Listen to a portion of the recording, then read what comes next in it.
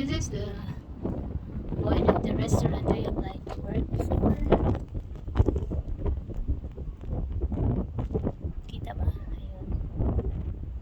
So, pumunta ako dito para kausapin yung manager. This is manager number 2. Bike lang ako. Dala-dala ko yung aking Mercedes-Benz na bike nandun sa gilid.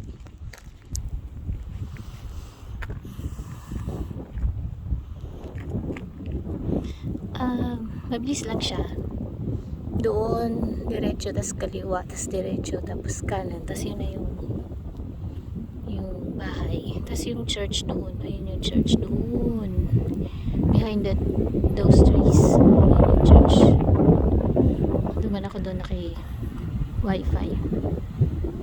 Okay. Well,